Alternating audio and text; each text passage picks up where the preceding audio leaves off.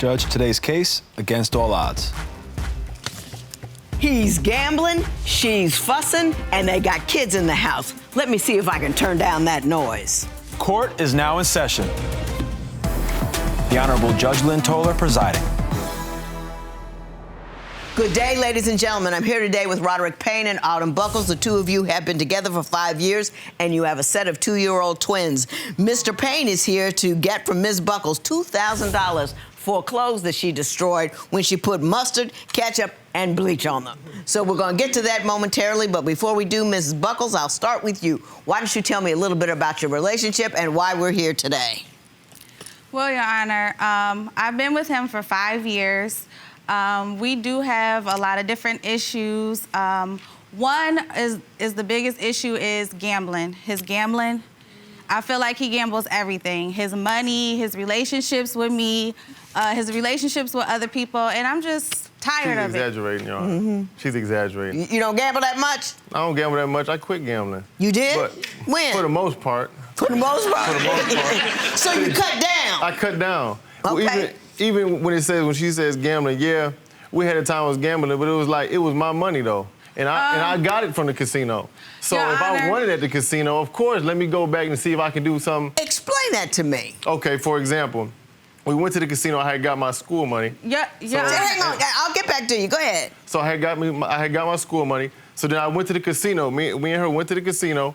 I put a $20 bill in there, and it turned into $9,000. When I got the $9,000, now look. Playing slots? Playing slots now. Now look, it's a Lucky Diamond. But I also had one prior to that too, because I was around like 12,000, right? And so the thing was, my mistake was, which I admit to, was that I was going back to the casino to keep winning. You know what I'm saying? And I ended up losing. I didn't lose everything though. And I always been home with my kids. I always been taking care of my kids. I always make sure Did you she's walk straight. out up or down? Which time? The time that you made the $9 grand. I walked up. I was up. The thing was, I kept going back, and I wanted to make more. You know what I mean? And because that's what it is when you. But it's not. I can't even so much say I'm gambling though, because I've done it. You know what I mean? And I make money doing it. I play poker. I play all type of games, blackjack. But so for the most part, I'm going. I went, but when I lose the money, right? Let's just say I lost the money. Now. You did lose the money. Okay. So what I'm saying is, me and her, we communicate about it, and so let's just say we get into an argument about something. Let me say it like this. I had a problem gambling, and with Autumn, she takes things and she goes 1,000 with them. She goes too fast with them, and sometimes she'll start arguments with me that lead to natural disasters for us and for our relationship. For example, it could be something small, and it's minuscule, because look, the $9,000 is a lot, but as long as our kids is taken care of, and as long as our kids is taken care of, as long as they got diapers, as long as we eating, then it's not like I'm gambling all the money. Yeah, I've lied to her before and said I paid the rent and used that to go gamble with. You know what I'm saying? But and you don't consider that a problem? Okay. That was only one time. One time. Okay. You know? Ms. Buckles, why do you consider his gambling a problem? Well, I want to tell you a little bit more about that story, the $9,000. Okay. He was supposed to let me hold the money to save. Now, he kept pushing it off. I'm like, okay, as the days go by, I'm like, are you going to let me put up the money, put it in the account or something like that, you know? He's like, yeah, as days go by. I don't need an hour-by-hour report. Let's get to the end of it. So, like 3 days went by, and I was like, okay, this is fine. Oh, where's the money? We need to save it, because I know how you are, this and that. He spent it all. He went back up to the casino and gambled all the money. When we finally got like... One, it wasn't 3 days, it was 2 weeks. About 2.5 weeks. But you ended up giving it back to the casino, though, right? Giving it back, but it was kind of like a roller coaster effect, because we done made money and paid bills off the casino. You know what I'm saying? So it's like, of course, sometimes, yeah, I mean, I guess I lost some of the money, but if you look at it over the 2-week span, we made the money back. You know what I'm saying? We was able to take care of things, so I didn't see it as an issue. Okay. What other issues do you say Mr. Payne is gambling with your relationship? Well, make a long story short. Too late.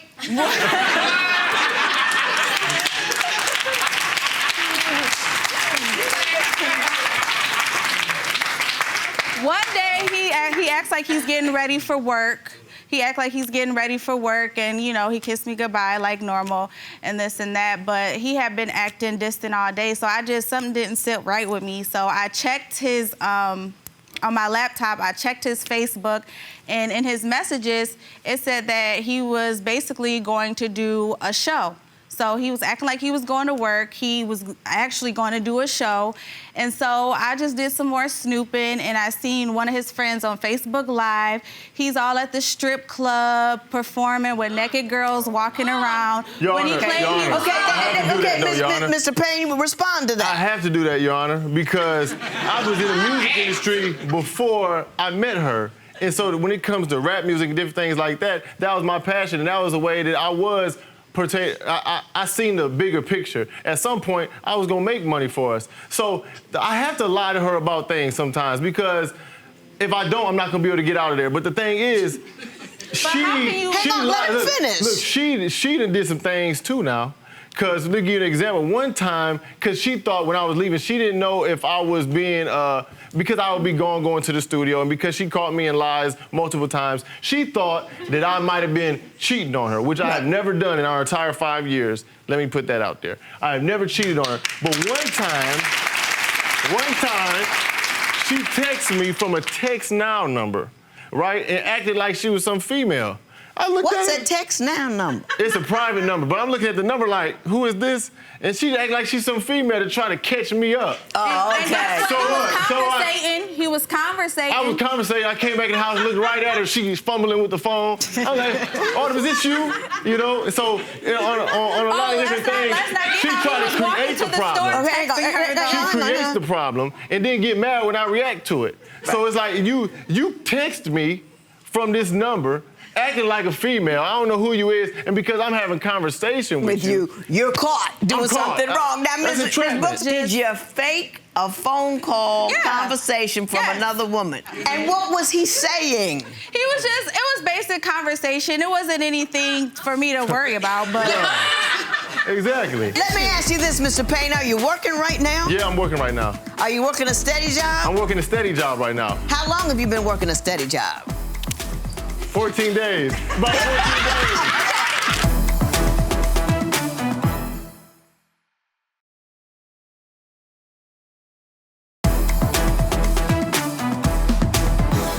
When you constantly lie to somebody and you make them feel uneasy about a lot of stuff, they want to know the truth, because it's like, I could never get the truth out of him. I can never get the truth out of him. Well, let me take a position for a minute, Mr. Payne.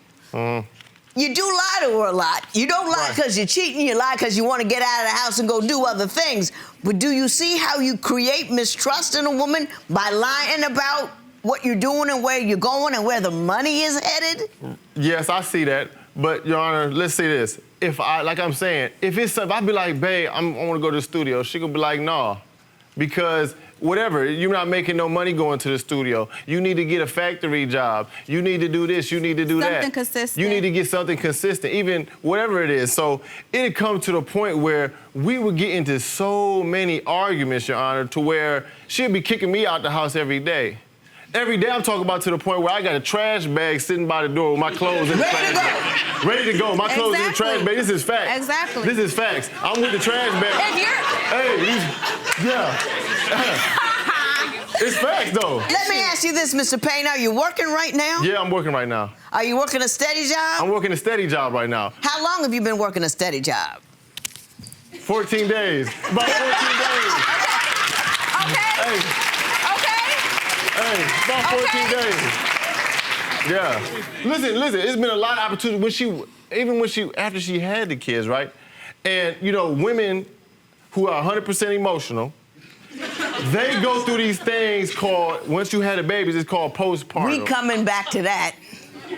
Well, because women are 100% emotional, and men, we are logical and rational. So, as a man, not in it. I'm just saying. You're not in it. All right, you're not in it. I'm just saying that women make decisions based off emotion. So with that, I'm making a logical decision. I've had to turn down jobs because she's going through something internally. You know what I mean? It could be, I've had opportunities where I had an opportunity for a job where I'd be making $20 an hour, right? But because we didn't have the travel situation, I would have to leave early and I would get back late. You know, and during that time, though, she would be with the kids. You know what I'm saying? Would you make it difficult for him to take a job where he would be away from you for a long period of time because it was bothersome to you to be alone with the kids all like that? No, Your Honor. The times that I needed him is because I needed him. I had a high-risk pregnancy. I had complications after my pregnancy. So I had got a C-section. Like literally days after my C-section, I have 4 children. I have 2 twins and 2 other children. And I have no, like, I didn't have a lot of, no support. Yeah, none. Yeah. And I'm telling you, like, right now, we're at a good place. Can you just help me out till I get a little bit better? I got you. And he wouldn't. That ain't gonna pay the bills. Wait. Tell me about the clothes. So then, as I'm going out the door, she cussing me out. I get in the car, my homeboy, I look back, my clothes is coming out. Everything. I'm not talking about a pair of shoes, a shirt, and a pair of drawers. I'm talking about everything whole you want. Wardrobe in the street.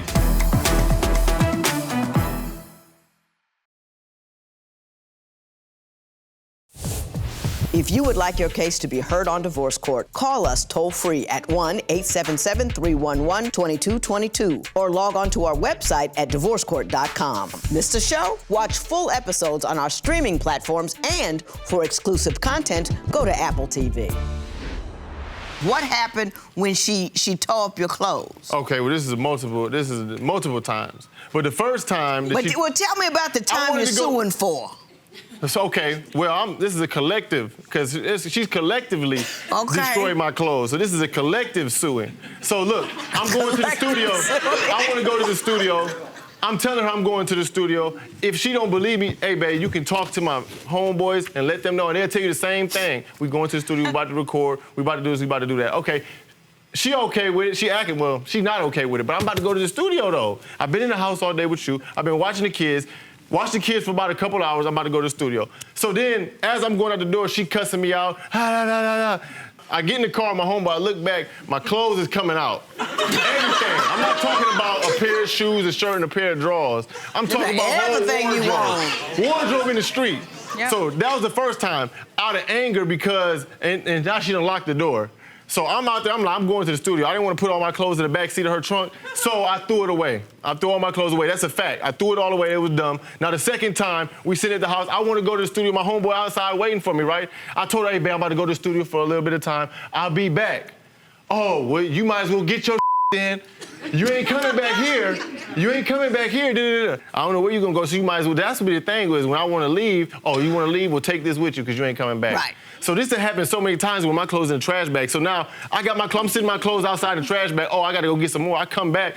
It's ketchup on the clothes. Not to mention, I might get hit with the ketchup too. I might get hit with the mustard too. I got and so she's destroyed Ms. Buckles, do you do that kind of thing?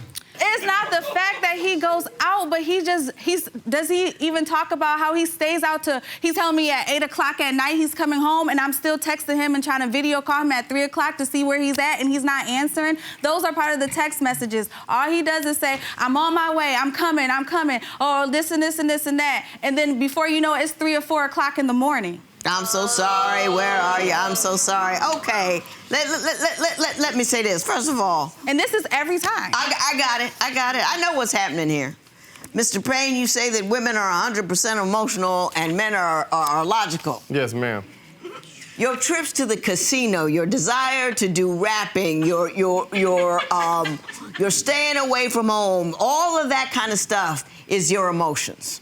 It's not logic. Casino is not a logical thing. It's all about the dopamine and how it makes you feel. So don't, just because you're not hooping and hollering, doesn't mean you're not behaving in an emotional manner. To satisfy your needs for your rap career and your, getting out of the house, that's all emotion. A logical thing to do if you've got twins is to have money in the bank. The logical thing to do if you have twins is say, hey, I have to do things that I don't really want to do now because let's say one of the kids gets sick. Let's say I have a problem. What am I going to do? The kids are 2. I I don't have it. That's what logic is. You're just as emotional as she is. You just behave in different manner. So put that out there. You can't put some grand label on an emotion and call it something that it's not, because it's still emotion. Everybody's driven by emotion. The facts rarely get a hearing. Rarely.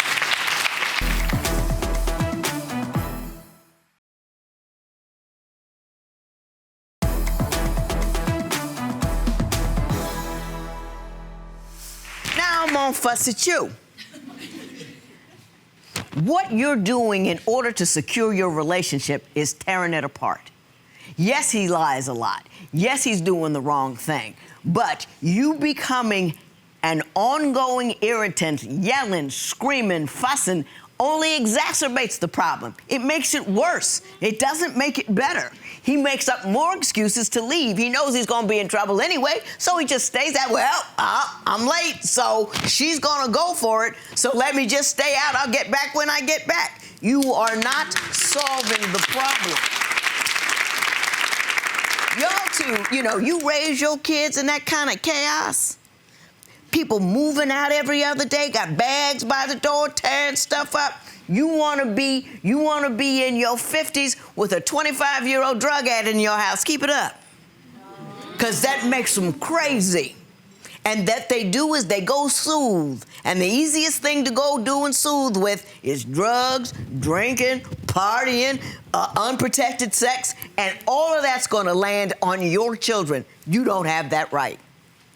You don't have that right. You don't have the right to make the mother of your children crazy. You don't have the right to make the mother of your children insecure. You don't have the right to say, I'm comfortable with a 14 days worth of job and nothing in the bank, and I can spend all my extra money at the casino because I'm confident things are going to work out. You don't have that right. If you wanted to do that, you should kept Mr. Johnson in his house and stayed by yourself. But you didn't. So you've lost all of those rights. You with me? I'm with you. Reward him when he does something right. Do not act like a fool when he does something wrong. Do you hear me? Yes. On behalf of the kiddies. I'm not going to award you any money, Mr. Payne. Yeah, you could get hit for all of that, Mr. Payne, but she got 4 kids in the house and you've worked for 14 days. There's no way in the world I'm taking money out of those babies' bellies to give you money for stuff that she's been doing on and off and on and off forever. Stop it. That is the stupid tax. You know all that money you want him to keep and have? You're tearing it up and throwing it down the toilet every time you tear up his clothes. Y'all with me? There will be no recovery in this matter. It is so ordered.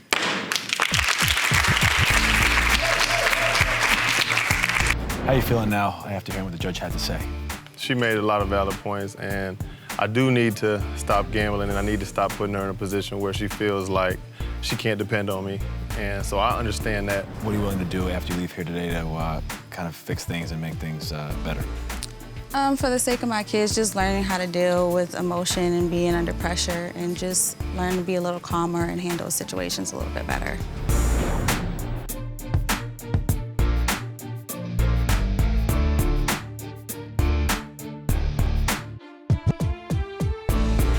Follow us on Instagram for additional content from this case and preview our next all-new episode.